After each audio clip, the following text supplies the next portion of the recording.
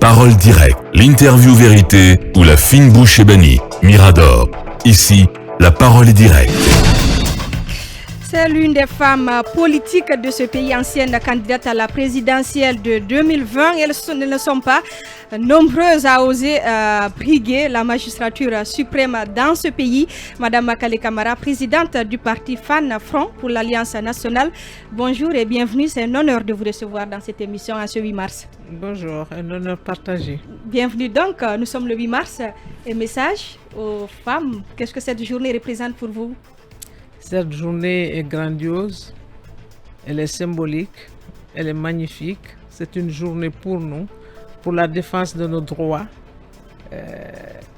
Félicitations à ceux qui l'ont commencé depuis la nuit des temps. Félicitations aux Nations Unies qui l'ont consacrée parce que les femmes sont importantes pour la survie de l'humanité. Bonne fête à toutes. Alors, Dame Makale, nous parlons de droits des femmes et aujourd'hui, nous parlons de femmes en politique. D'abord, première question, qu'est-ce que ça représente pour vous d'être une femme en politique? Un terrain dominé par les hommes. Ça représente tout pour moi. Ça signifie que la femme est l'égale de l'homme.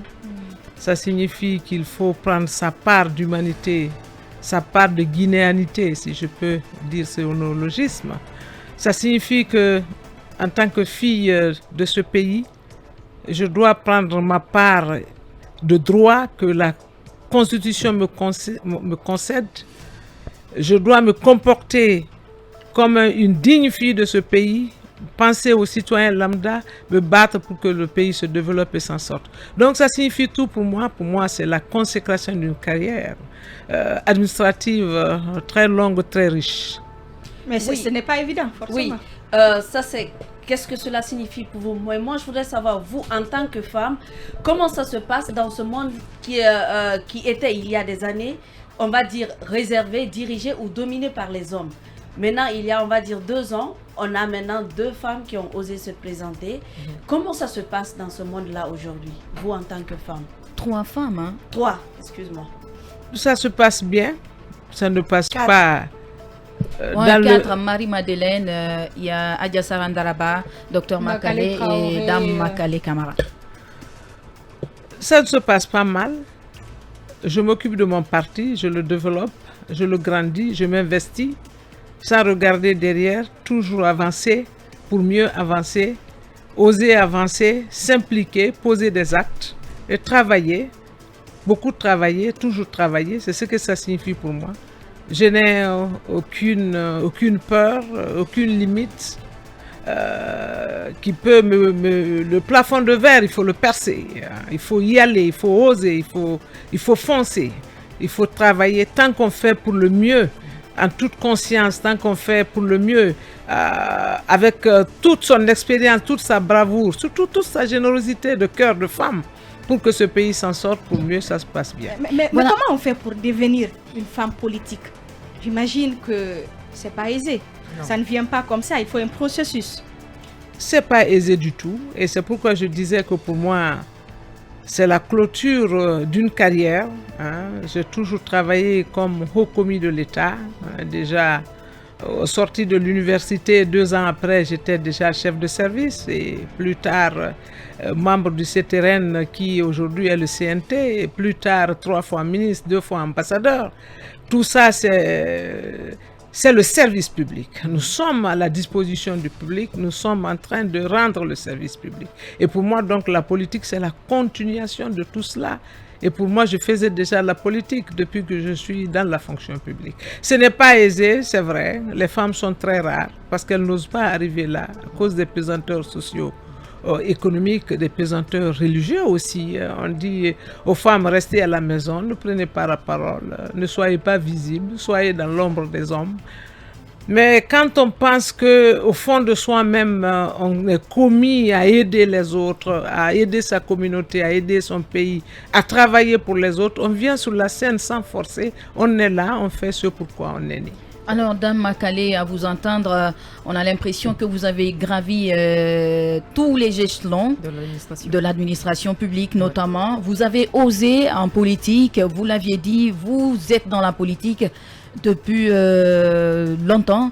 Et aujourd'hui, il y en a beaucoup qui veulent aller en politique, notamment des femmes et filles, mais qui hésitent aujourd'hui. Qu'est-ce qu'il faut pour amener ou encourager ces filles à notamment embrasser cette carrière, puisque c'est de là qu'elles peuvent décider? Très très belle question. Ceci nous a amené aujourd'hui à créer la Guinéenne en politique. Les femmes des partis politiques se sont réunies au sein d'une plateforme appelée la Guinéenne en politique, justement, d'abord pour nous donner la main dans ce pays, que les femmes parlent le même langage, au-delà de leur idéologie, au-delà de leur ethnie, au-delà de leur expérience et compétences, qu'elles se donnent la main pour avancer leur carrière, pour se former et surtout pour oser prendre la parole en public. Quand on ne s'exprime pas, on ne sait pas quelles sont vos idées, quelles sont vos propositions. Les femmes, au-delà des partis politiques, se sont donné la main aussi pour tirer les autres femmes qui n'osent pas venir en politique, pour leur démontrer que ce n'est pas facile, mais que c'est leur place. Parce que qui mieux que les partis politiques pour donner le pouvoir? Et les femmes ont besoin d'être dans les instants de décision, que cela soit politique, économique, social. Elles ont besoin de se faire entendre parce qu'elles sont la moitié de l'humanité. Donc aujourd'hui, nous avons mis cette plateforme en place. Nous attendons des jeunes filles, surtout, qui doivent assurer la relève, qu'elles soient présentes là parce que tout simplement, nous avons des choses à donner, nous avons des choses à démontrer. Nous voulons passer la main, le flambeau à cette jeunesse d'Internet pour qu'elle puisse être aguerrie et savoir ce que c'est que la politique. Mais la Guinéenne en politique, comment cela va se passer? Vous attendez des jeunes filles que vous devriez certainement cocher pour être des femmes politiques influentes, mais comment la sélection va-t-elle se faire? Il n'y a pas de sélection, il suffit simplement de vulgariser, d'informer et que toutes les candidates sont chez elles. Nous voulons, in fine, que cette plateforme devienne une institution dans ce pays pour que la femme, la jeune fille qui veut entrer en politique sache où mettre le pied, sache à quelle porte fermer. C'est d'ailleurs tout neuf, nous ne l'avons pas lancé. Nous souhaitons le lancer ce 16 mars-là, la semaine prochaine donc, pour informer plus amplement. Si vous avez suivi les réseaux sociaux ces jours-ci, nous sommes en train de faire le tour des institutions internationales, pas plus qu'avant-hier. Nous étions en vidéoconférence avec l'ONU Femmes, les Nations Unies, pour leur dire cette idée nouvelle, une idée noble, parce que tout le monde attendait surtout dans la plateforme politique que les femmes parlent le même langage. Au-delà de leur parti politique, ce mouvement se veut rassembleur, bâtisseur, chacune restant dans son parti politique et travaillant surtout pour son parti politique. Les femmes doivent se former pour qu'on finisse avec l'argument qui dit que chaque fois qu'on veut positionner une femme, qu'on n'en trouve pas de compétence. Nous voulons donc démontrer aux partis politiques qu'ils plutôt recèlent des compétences des femmes qui dorment dans leur parti politique, que nous voulons réveiller pour qu'elles servent mieux leur parti politique, pour qu'elles puissent la parole et puissent aider, n'est-ce pas, ces partis politiques à avoir beaucoup plus de femmes encore. Donc les partis politiques doivent s'investir, mais le premier pas, ce sont les femmes qui doivent le faire. Oui, il faut s'engager. Tout à fait. Il faut s'engager et les femmes sont déjà engagées. Nous sommes aujourd'hui au nombre de 12 partis politiques qui se sont donnés dans la main et qui travaillent intimement ensemble et qui vont lancer donc cette alliance, cette plateforme le 16 prochain pour expliquer au peuple de Guinée que même si nous ne sommes pas de la même idéologie, même de la branche politique, nous pouvons quand même parler guinéen parce que nous sommes des citoyens de ce pays. La Guinée est la chose que nous avons le mieux en partage. Arissatou, s'il te plaît, une question en lien avec la réponse de Dame Makale. Généralement, les partis politiques sont dirigés par les hommes qui ont cette facilité de faire passer leurs décisions au niveau de la base, surtout chez les femmes. Aux femmes, c'est le contraire, c'est l'inverse. Est-ce que dans le respect de vos décisions, par exemple, vous vous heurtez à des hommes qui ont du mal à l'appliquer tout simplement parce que vous êtes femme? Moi, je suis habitué au monde des femmes, plus habitué au monde des hommes, plus habitué au monde des hommes qu'au monde des femmes. On se donne des coups. Même dans l'expression. Hein. À cause de mon parcours de haut fonctionnaire, je suis habitué au monde des hommes. Donc, ça ne me gêne pas du tout. Et j'adore les débats d'idées. Parce que pour moi, la politique, c'est pas un combat d'épée, c'est un débat d'idées. Donc, j'adore qu'on me challenge, qu'on me dise non pour que la lumière puisse jaillir. Donc, j'ai pas peur de discuter avec qui que ce soit. Le FAN est un parti jeune, de jeunes hommes et de jeunes garçons qui sont là, qui sont membres du bureau politique, qui prennent la parole et qui décident. Nous décidons toujours en directoire, nous décidons toujours ensemble.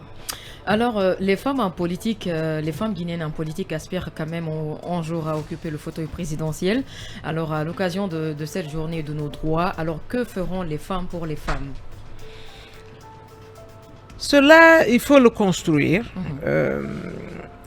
Les femmes n'ont pas confiance aux femmes. Elles pensent que les femmes sont faibles. Elles n'ont pas confiance aux femmes parce qu'elles pensent qu'elles n'iront pas jusqu'au bout. Mais ça, ce sont des anathèmes, ce sont des pensées anciennes. Aujourd'hui, les femmes pensent autrement. Parce qu'avec le développement de l'informatique, l'autoroute de l'information, les femmes sont informées. Pour celles qui savent lire, savent aujourd'hui ce qui se passe sur le reste du monde et savent que partout où la gouvernance féminine a été et elle a été pour le meilleur dans le meilleur du monde. Oui. Tout le monde vous citera Angela Merkel qui a rayonné sur l'Allemagne pendant près de 16 ans. On vous parlera des pays scandinaves qui sont dirigés aujourd'hui par les femmes. On vous parlera de la gouvernance de Ellen Johnson Sirleaf qui au Libéria vraiment a pacifié ce pays et qui depuis ça s'est calmé. Donc les femmes doivent soutenir les femmes. Elles ne les soutiennent pas parce qu'elles sont femmes, elles les soutiennent parce qu'elles sont capables. Toute femme qui arrive au niveau où je suis aujourd'hui a dû transcender, passer, sauter combien d'obstacles pour se trouver là. Et jusqu'ici, les femmes posent la question, elles ne sont pas rassurées, elles se demandent comment vous êtes arrivées là. La volonté, le travail, la rigueur, la discipline sur soi-même. Ce qu'on veut faire aux autres, il faut se l'imposer soi-même. Il faut travailler, toujours travailler, beaucoup travailler, comme le président Ouad disait. Et je pense que les femmes ont besoin de prendre toute leur place. En 64 ans d'indépendance, qu'est-ce que nous pouvons revendiquer haut et fort aujourd'hui de la gestion des hommes? Ils sont toujours là pour nous diriger, ils sont toujours là pour nous supplanter, ils sont toujours là pour leurs propres intérêts. Mais qui pense à ce peuple résilient de Guinée? Qui pense à cette femme qui est dans la zone rurale, qui a 12 bras, qui se lève à 3 heures du matin, qui se couche après tout le monde, qui ne peut pas s'en sortir tellement le labeur est là? Seule une femme peut comprendre ça. Seule une femme peut comprendre la douleur de l'enfantement et comprendre que les femmes ont besoin d'être aidées dans la matière. Sauf une femme peut comprendre les violences basées sur le genre. Et ces questions sont ces questions qui meuvent, qui promeuvent aussi l'humanité, qui le font bouger. Et si ces questions ne sont pas adressées, n'attendez-vous pas qu'on puisse passer le pas. Il faut que la moitié du ciel, les 52% de ce pays, soit dirigée par les femmes pour que la Guinée, enfin, qui porte d'ailleurs notre nom, puisse s'en sortir. Oui, alors, Badamba, j'aimerais vous demander, je reviens sur les femmes en politique. Il faut quand même des moyens financiers pour être en politique. Alors, est-ce que dans votre... la Guinéenne en politique. La Guinéenne en politique, merci, que vous êtes en train de créer. Les femmes, elles viennent d'abord du sommet, de la base au sommet, ou alors comment s'engager, par exemple, comme vous, directement au sommet. Vous, on vous a d'abord vu, on vous a déjà vu leader. Quelles sont les différentes possibilités? Quelle est la différence en fait? Et surtout sur le volet financier, il faut vraiment de l'argent pour aller en politique en fait. D'abord, pour parler de la Guinéenne en politique, c'est une plateforme d'organisation comme toute autre plateforme. Les membres qui sont là cotisent pour renforcer leur organisation.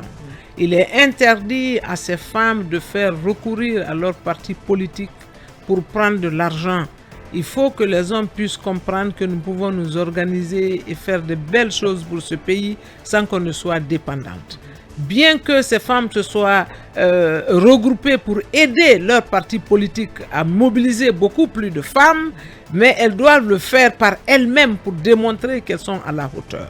Aujourd'hui, les femmes qui sont d'abord les premiers membres fondateurs de ce mouvement sont des femmes plutôt dirigeantes. Ce sont d'abord les femmes qui elles-mêmes ont des partis politiques. Ce sont par ailleurs des vice-présidentes des partis politiques. Ce sont les coordinatrices nationales des partis politiques, mais aussi les présidentes des femmes des partis politiques, pour que ce soit un think tank, n'est-ce pas, un bouillon de culture, un melting pot où nous pouvons réfléchir pour les femmes, les autres femmes de la base, et les aider à avoir beaucoup plus de formation, avoir beaucoup plus de visibilité, pour que nous puissions jouer le rôle modèle pour les femmes qui nous regardent et qui se disent mais elles peuvent le faire, pourquoi pas moi. C'est pour attirer beaucoup plus de femmes en politique, parce que les femmes étant la moitié et plus de la moitié de ce pays, si elles venaient en politique, elles changeraient la gouvernance de ce pays. Et en parlant pour l'argent, la dernière chose que je veux dire,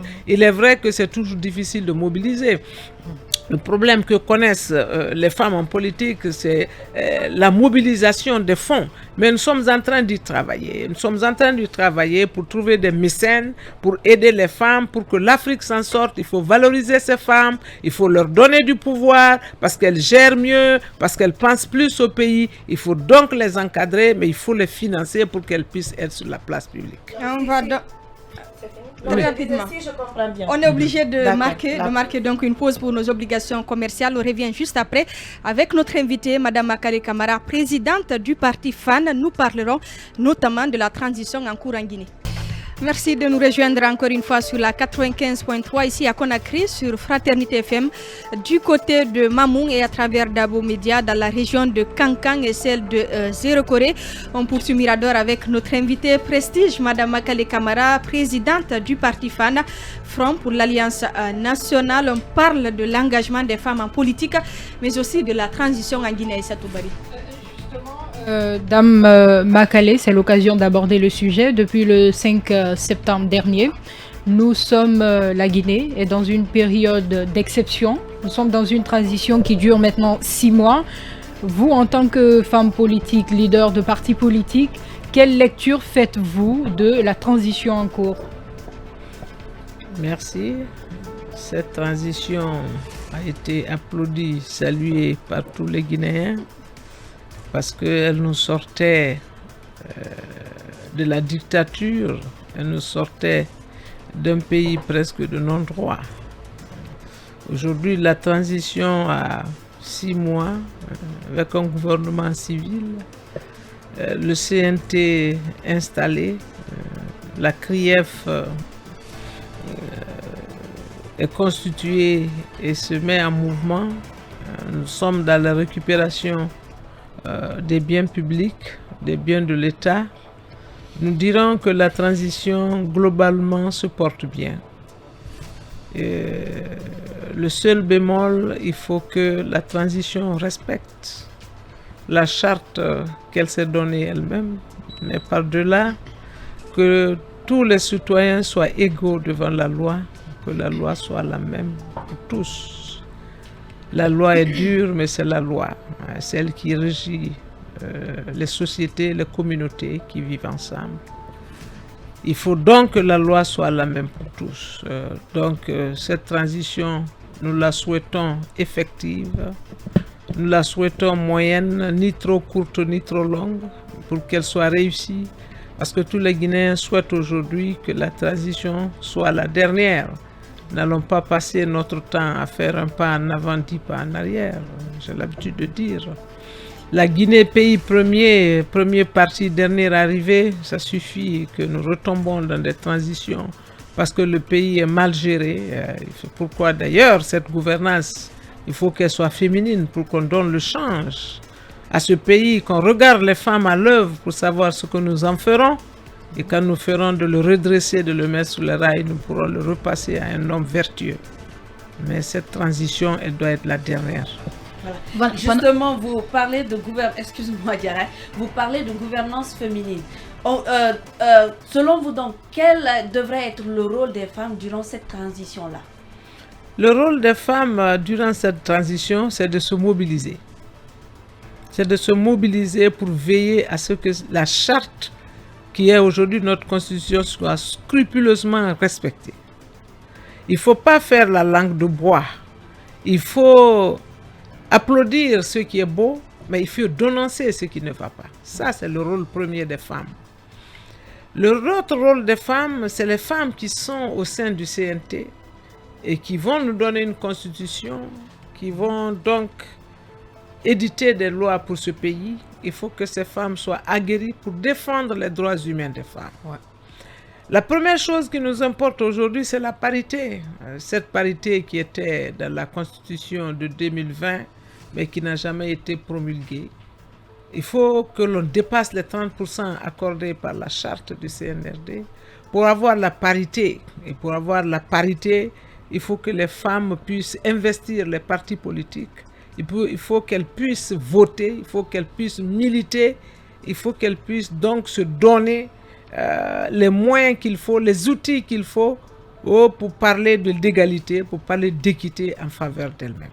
Voilà, nous avons des élections qui sont en vue. Après cette transition, qu'est-ce que la Guinéenne en politique va-t-elle faire pour pouvoir encourager les candidatures féminines? Mobiliser. Nous allons mobiliser, nous allons batailler, mais nous allons surtout donner des outils aux femmes dans la formation. Nous voulons spécifiquement renforcer les capacités de nos membres, mais au-delà de nos membres, faire venir des femmes en politique, les aider à comprendre ce que c'est que la politique, le leadership, le management, renforcer nos rangs pour que les femmes puissent effectivement peser sur les élections prochaines. Il faut qu'elles soient présentes. On peut pas Peut-être faire qu'il faudrait commencer par les locales. Oui, bien sûr. Comme la charte le dit, nous sommes d'accord de commencer par les locales. Des femmes soient mais nous candidates. souhaitons aussi combiner ces locales aux législatives pour gagner du temps, pour gagner de l'argent. Mais il faut effectivement que les femmes soient candidates à la base. Chef de quartier, n'est-ce pas, maire. Il faut que les femmes osent se présenter aux élections et les remporter. Et si les femmes soutenaient les femmes, nous pourrons tout rafler. Il faut que les femmes aient le courage de faire confiance aux autres femmes, pour les mettre le pied à l'étrier, pour les coacher et les amener à se candidater pour être élus. Donc, pour terminer avec vous, Madame Makale, le message, c'est de s'engager. Oui. C'est d'oser. Il faut oser. Il faut oser s'engager. Les femmes devront aujourd'hui oser s'engager. Aujourd'hui, on a mis plus de 600 et quelques fonctionnaires à la retraite, parmi lesquels beaucoup de femmes qui sont encore viables, qui ont mon âge, puisque je fais partie de cette classe-là. Je demande à ces femmes-là qui ont fini une carrière de fonctionnariat de venir en politique, de continuer de donner à ce pays, parce qu'elles ont emmagasiné de l'expérience, elles connaissent ce pays, elles l'ont géré de bout en bout, qu'elles viennent concrétiser ce qu'elles ont fait, ce qu'elles ont appris au cours de leur longue carrière, pour le mettre à la disposition du politique, pour le mettre à la disposition du Guinéen, parce que pour moi, la politique, c'est avoir de la compassion, de l'empathie pour le simple Guinéen, c'est prendre la parole pour les sans-voix, pour les aider à profiter de la manne que Dieu a mise sur ce pays. Et si on essayait les femmes, Madame Makale Camara, présidente du parti FAN, Front pour l'Alliance nationale, merci beaucoup d'avoir accepté notre invitation. C'est vrai qu'on aurait voulu que ça dure plus longtemps, mais bon. C'est moi qui vous remercie, je suis honorée d'être là. Bonne fête à toutes les femmes de Guinée. Soyez belles, soyez grandes, mais soyez aussi travailleuses. Merci beaucoup, Mirador. Continue